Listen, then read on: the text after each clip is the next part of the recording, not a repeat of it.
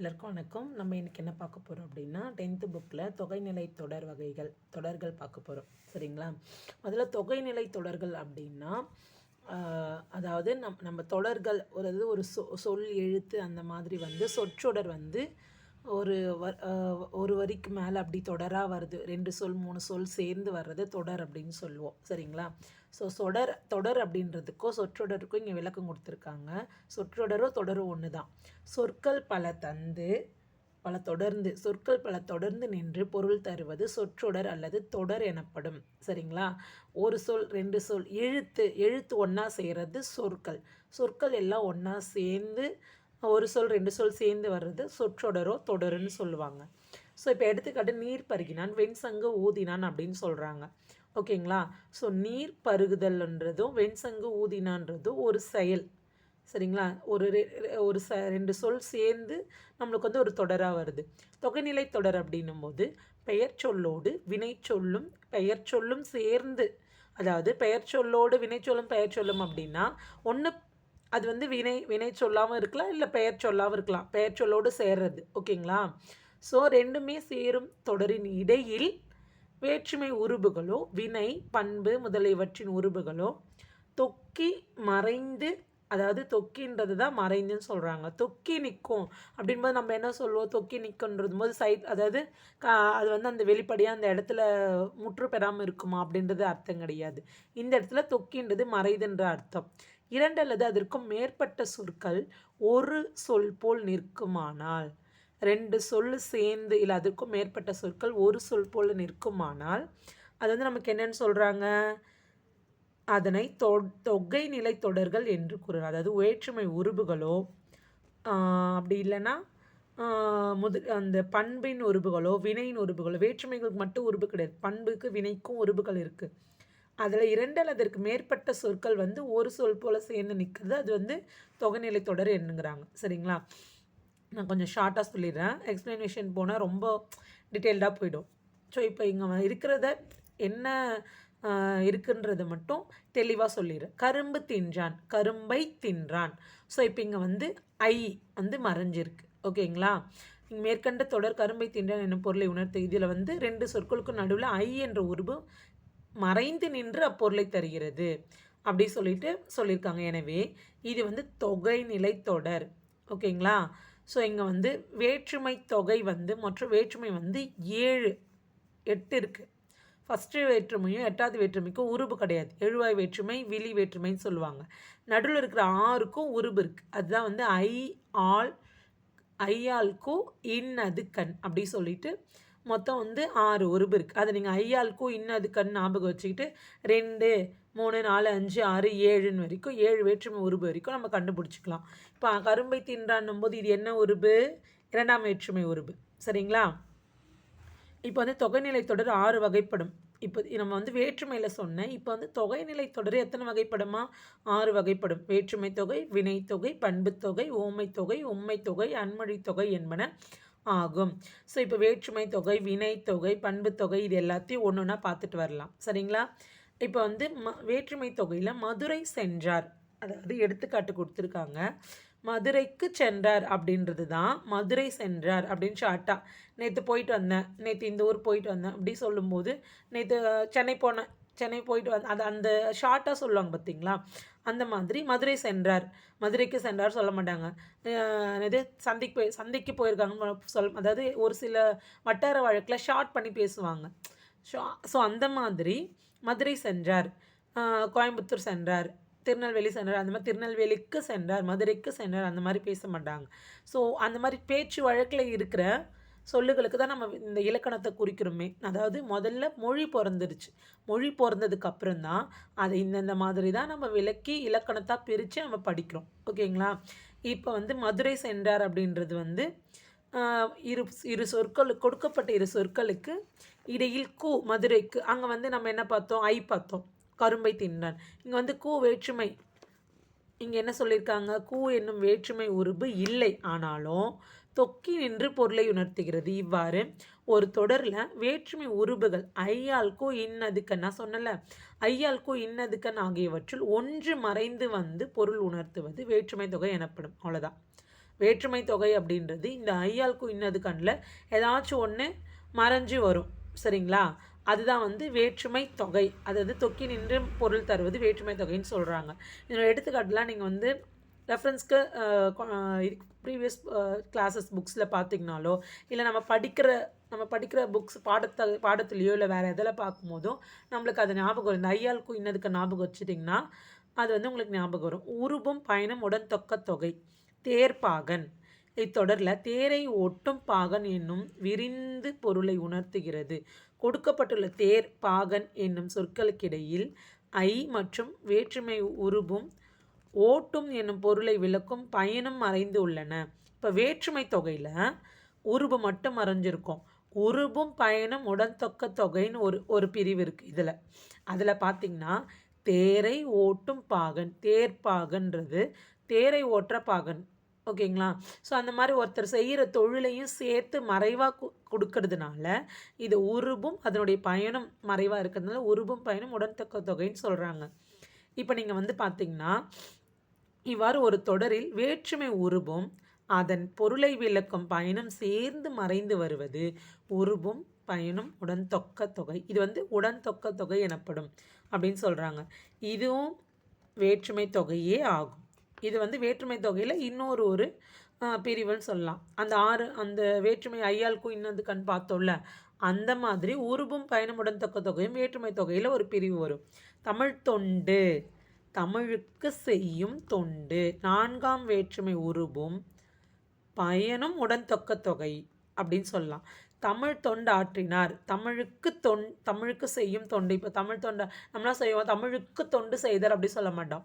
இப்போ வந்து சிவப்போனானம் அப்படி இல்லைன்னா வேறு யார் ஊவேசா தமிழ் தொண்டு ஆற்றினார் அப்படி ஷார்ட்டாக சொல்லுவோம்ல. தமிழ் தொண்டு அப்படின்றது 4ஆம் வேற்றுமை. தமிழுக்கு கூன்றது என்ன வேற்றுமை? ஐன்றது 2ஆம் வேற்றுமை, ஆள்ன்றது 3ஆம் வேற்றுமை, கூன்றது 4ஆம் வேற்றுமை. ஸோ 4ஆம் வேற்றுமை உருபும் பயனும் உடன்தொக்க தொகையும். இலக்கண குறிப்பு கேட்டாங்க அப்படின்னா இந்த மாதிரி தான் எழுதணும். அதனுடைய வேற்றுமை உருபும் அதனுடைய உடன்தொக்க அதனுடைய பயணம் இங்கே சேர்ந்து வந்திருக்குல்ல. தமிழுக்கு செய்கிற தொண்டு அப்படின்ற போது அந்த செய்யும்ன்றதா பயன், அந்த உடன்தொக்க தொகைன்னு எழுதிடணும். ஓகேங்களா? அடுத்து வந்து வினைத்தொகைக்கு போகலாம். காலம் காட்டும் இடைநிலையும் பெயரற்ற விகுதியும் மறைந்து நிற்க வினைப்பகுதியை தொடர்ந்து ஒரு பெயர் வந்து ஒரு சொல்லை போல் நடப்பது வினைத்தொகை எனப்படும். காலம் கறந்த பெயரச்சமே வினைத்தொகை ஆகும். அதாவது காலம் கடந்தன்றதையா இல்லை கறந்தன் போட்டிருக்காங்களா, இங்கே ஸ்பெல்லிங் மிஸ்டேக்காக இருக்குது பார்த்துக்கோங்க. காலம் காட்டும் இடைநிலையும் பெயரற்ற விகுதியும் மறைந்து நிற்க. இப்போ வந்து இடைநிலை வந்து அதிகமாக காலம் காட்டுறோம். இடைநிலைனா வந்தான், வருவான். ஓகேங்களா? வந்தான்றது முடிஞ்சது. வருகின்றான், இந்த இவ்வு வருவான்ற வருவான் இவ்வு இதெல்லாம் வந்து நம்மளுக்கு இடைநிலையாக வரும். இந்து வந்து வந்தான்றது இறந்த கால இடைநிலை. இப்போ வருவான்றது எதிர்கால இடைநிலை. வருவான் இவ்வு எதிர்கால இடைநிலை. வருகின்றான்றது நிகழ்கால இடைநிலை. கிறு கின்று ஆனின்று நிகழ்காலம். இந்த இடைநிலையே என்னவா இருக்குமா? காலம் காட்டும் இடைநிலையும் பெயரற்ற விகுதியும். பெயரற்ற விகுதினா என்னது? நம்மளுக்கு வந்து பெயரச்சம்னா என்ன வரும்? ஆள முடிஞ்சால் பெயரச்சம், ஊழ முடிஞ்சால் வினையச்சம் நம்மளுக்கு தெரியும். சரிங்களா? பெயரற்ற விகுதியும் என்னமா இருக்குமா? மறைந்து நின்று வினை பகுதியை தொடர்ந்து ஒரு பெயர் வந்து ஒரு சொல்லை போல் நடப்பது வினைத்தொகை. அதாவது என்ன சொல்கிறாங்க? ஒரு பெயர் வந்து ஒரு சொல்லை போல் நடப்பது. ஓகேங்களா? ஒரு பெயர் வந்து ஆனால் அது வந்து பெயர் சொல்ல தான் இருக்கும். அந்த பெயர் வந்து நம்மளுக்கு எப்படி இருக்குமா? ஒரு சாதாரண சொல் போல் நடந்து இருக்கிறது வினைத்தொகை எனப்படும். இது உங்களுக்கு புரியாத மாதிரி இருக்கும். எடுத்துக்காட்டு படிச்சிங்கன்னா புரியும். சரிங்களா? காலம் கறந்த பெயரச்சமே. காலம் கடந்தவா கறந்தவா. காலம் கறந்த அப்படின்னும் போது அதில் வந்து மறைஞ்சு இருக்கிறதுன்னு அர்த்தம். அதாவது வீசுதென்றல், கொள்களிறு.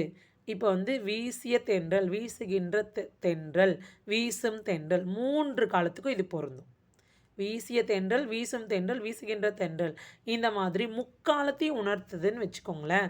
இது வந்து வினைத்தொகை. நம்ம இப்போ பார்க்க போகிறோம் பாருங்கள். இங்கே பார்த்தீங்கன்னா போட்டிருப்பாங்க, வீசு கொள் என்பவை வினைப்பகுதிகள். அது வினைப்பகுதி. இவை முறையே தென்றல் களிறு என்னும் பெயர் சொற்களோடு சேர்ந்து காலத்தை வெளிப்படுத்தாத பெயரச்சங்களாயின. இப்போ நல்லா கவனிங்க. நம்ம வந்து எப்பவுமே பெயர்ச்சொல் ஃபர்ஸ்ட் வரும், வினைச்சொல் நெக்ஸ்ட் அடுத்ததா வரும். இதில பார்த்தீங்கன்னா, வீசு கொள்ன்றது வினைச்சொல். அந்த வினைப்பகுதி செய்ற செயல பக்கத்துல என்ன வந்திருக்கு? தென்றல், களிறு இந்த மாதிரி பெயர்ச்சொல் வந்து சேர்ந்து காலத்த வந்து வெளிப்படுத்தல. பெயரெச்சங்களா நின்றுச்சு. வீசிய காற்று, வீசுகின்ற காற்று, வீசும் காற்று. நான் சொன்னேனா? ஸோ, அதே மாதிரி கொன்ற களிறு, கொள்கின்ற களிறு, கொள்ளும் களிறு என முக்காலத்திற்கும் பொருந்தும்படி விரிந்து பொருள் தருகின்றன. காலம் காட்டும் இடைநிலைகள் இப்பெயரெச்சங்களில் தொக்கி இருக்கின்றன. வினைப்பகுதியும் அடுத்து பெயர்ச்சொல்லும் அமைந்த சொற்றொடர்களிலேயே வினைத்தொகை அமையும். இப்போ முக்காலத்தையும் காட்டும். நீங்க வினைத்தொகைனா கண்ணை மூடிட்டு, இப்போ ஊறுகாய், ஊறும் காய், ஊறிய காய், ஊறுகின்ற காய். ஓகேவா? அந்த மாதிரி நம்ம சொல்லி பார்க்கணும். இப்போ இந்த வீசும் தென்றல், கொள்களிறு அப்படின்னும்போது, இப்போ வந்து பேசும் கிளி, பேசிய கிளி, பேசுகின்ற கிளி அந்த மாதிரி ஒரு வினைப்பகுதி பெயர் சொல்லோடு முடியும்போது, அதை நீங்க சொல்லி பார்த்தீங்கன்னா, முக்காலத்துக்கும் பொருந்தணும். அப்படி பொருந்துச்சுன்னா அது வினைத்தொகை. எந்த ஒரு டவுட்டும் வேணாம். வினைத்தொகைனா இந்த மாதிரி வீசிய காற்று, வீசுகின்ற காற்று, வீசும் காற்று, வீசும் தென்றல், வீசிய தென்றல், வீசுகின்ற தென்றல் அந்த மாதிரி சொல்லி பார்த்தீங்கன்னாவே உங்களுக்கு அது என்ன தொகைன்னு தெரிஞ்சிடும். அது என்ன தொகை? வினைத்தொகை. வினைப்பகுதியும் அடுத்து பெயர் சொல்லும் அமைந்த சொற்றொடர்களிலேயே வினைத்தொகை அமையும். ஃபர்ஸ்ட் வினைப்பகுதியும் அடுத்து பெயர் சொல் தான் வரும். அதுதான் வந்து வினைப்பகுதி. நீங்கள் அதுவும் உங்களுக்கு இங்கே கொடுத்துட்டாங்க கிளியராக. அடுத்து வந்து பண்பு தொகை பார்த்தீங்கன்னா, நிறம், வடிவம், சுவை, அளவு முதலானவற்றை உணர்த்தும் பண்பு பெயருக்கும் அது தழுவி நிற்கும் பெயர் சொல்லுக்கும் இடையில் மை என்னும் பண்பு விகுதியுமாகிய ஆன என்னும் பண்பு உருபுகளும் மறைந்து வருவது பண்பு தொகை எனப்படும். பண்புனா நம்மளுக்கு என்ன தெரியும்? அவங்களுடைய நிறம், வடிவம், உருவம் எப்படி இருக்குது? குண்டா இருக்காங்க, குட்டையாக இருக்காங்களா, கருப்பாக இருக்காங்களா, வெள்ளையாக இருக்காங்களா, சுவை வந்து எப்படி இருக்கும்? கசப்பாக இருக்கா, புளிப்பாக இருக்கா, அந்த மாதிரி. அளவு வந்து நீளமாக இருக்கா, குட்டியாக இருக்கா, அந்த மாதிரி. இதை எல்லாத்தையும் உணர்த்தும் அது தழுவி நிற்கும் பெயர் சொல்லுக்கு இடையில மை என்னும் பண்பும் ஆணை என்ன பண்பும் உருவுகளும் மறைந்து வரும். அதுதான் பண்பு தொகைன்னு சொல்றாங்க. செங்காந்தல், செம்மையாகிய காந்தல். அதே மாதிரி இன்னொரு பார்த்தோம்னா செந்தமிழ், செம்மை தமிழ். ஓகேவா? செம்மொழி, செம்மை கூட்டல் மொழி. அப்படி பிரிச்சோம்னா இங்க மை விகுதி வரணும். அதுதான் வந்து என்னது? பண்புத்தொகை. பண்புத்தொகை ஈஸியாக கண்டுபிடிச்சிடலாம். அது பிரிக்கும் போது உங்களுக்கு மை வரும். வட்டத்தொட்டி, வட்டமான தொட்டி. வட்டமான ஆன வந்துதா? ஸோ அதே மாதிரி இன்மொழி, இனிமையான மொழி. இனிமை கூட்டல் மொழி. இன்மொழி எப்படி பிரிப்போம்? இனிமையான மொழின்னு பிரிப்போம். ஓகேங்களா? இப்போ வட்டத்தொட்டி, வட்டமான தொட்டின்றது ஆனன்றது மறைஞ்சு வந்திருக்கு. சதுரமான பெட்டகம், கட்டமான கட்டமான அட்டை, அந்த மாதிரி ஏதோ ஒன்று அந்த வடிவத்தை ஆன அப்படின்னு குறிக்கும். ஓகேங்களா? அதே மாதிரி கலரை கூட குறிக்கும். வெள்ளையான, பச்சையான, நீளமான சட்டை அந்த மாதிரி. ஸோ நீல சட்டை அப்படின்னா நீளமான சட்டை. ஒன்று நீளம்னா கலரில் வரும் நீளமும் வரும். நீளமான அப்படின்னா அந்த நீளம்னா நீட்டாக இருக்கிறது, நீளம் அதிகமாக இருக்கிறது. இப்போ வந்து பண்பு தொகையில் நம்ம பார்க்க போகிறது இரு பெயரொட்டு பண்பு தொகை. அது எப்படின்னு பார்க்கலாம். சிறப்பு பெயர் வந்து சிறப்பு பெயர் முன்னும் பொது பெயர் பின்னும் நின்ற இடையில் ஆகிய என்னும் பண்பு உருபு தொக்கி வருவது இரு பெயரட்டு பண்பு தொகை ஆகும். நல்லா கவனிச்சுக்கோங்க. அது வந்து சிறப்பாக இருக்கணும். இப்போ இதுக்கு முன்னாடி பார்த்தோம் அதோடைய அளவு, வடிவம், சுவைன்னு சொன்னோம்.